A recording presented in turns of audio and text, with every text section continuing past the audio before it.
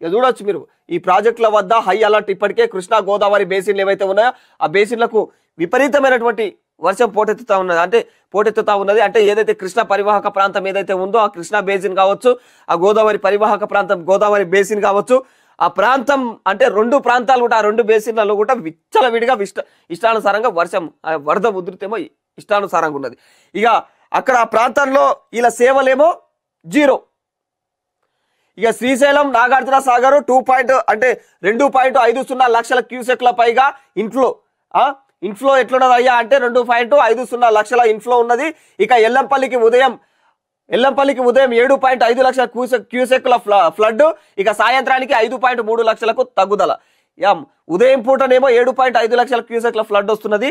ఇక సాయంత్రానికి వచ్చేసరికి ఇంకా 5.3 లక్షల క్యూసెక్ల నీరు తగ్గుదలకు అంటే అంతవరకు ఆ రేంజ్ లో వస్తుంది అన్నాడు.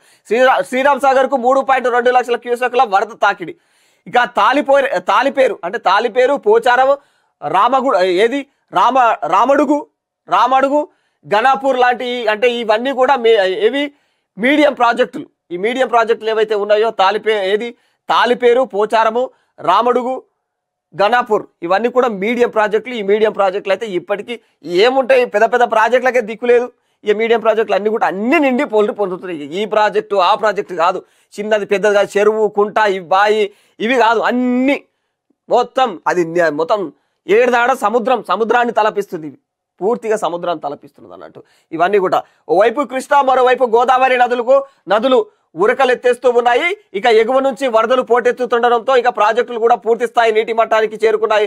దీంతో ఉన్నతాధికారులు అందరూ కూడా హై అలర్ట్ జారీ చేశారు. ఇక ఎప్పటికప్పుడు ప్రాజెక్టు అధికారులు అక్కడే ఉండి పరిస్థితిని సమీక్షించేలాగైతే ఆదేశించారు సీఎం రేవంత్ రెడ్డి. అయితే ఇక పరిస్థితులు బాగలేవు, ఖచ్చితంగా ప్రతి గంటకు ఒకసారి మీరు పోయి చెప్పేసి అక్కడ మానిటరింగ్ చేసుకుంటా ఉండాలి. ప్రతి అధికారి కూడా అక్కడ కంటి మీద కునుకు లేకుండా ఖచ్చితంగా అక్కడ ఆ ప్రాంతాలలో అయితే తిరగాలన్న కోణంలో అయితే ఆయన మాట్లాడిండు. కానీ ఆయన కింద వచ్చి తిరిగి అదంతా చూసి సమీక్షించుంటే అదంతా ఇంకా బాగుండేది. అంటే మీద తిరిగినావు, ఓ రౌండ్ వేసినామేమో, కానీ కింద కూడా దిగి చూసినట్టే ప్రజలు నీ దగ్గరకు వచ్చి వాళ్ళ బాధలు గగ్గోలు పెట్టుకుందరు. వాళ్ళ బాధలు ఏంటివో చెప్పుకుంటే నీకు జర్ర హృదయం గుండెకు టచ్ అయ్యేది అన్నట్టు. జర టచ్ అయ్యి వాళ్ళకి ఇంకా ఏం ఆర్థిక సహాయం చేయాలా, ఇంకేం సహాయం చేయాలని అర్థమైంది. నువ్వు గాలకెళ్ళి పోతే ఇక్కడ కింద ఉన్న వాళ్ళు మనోభావాన్ని నీకేం అర్థమవుతాయి? అది అసలు సమస్య.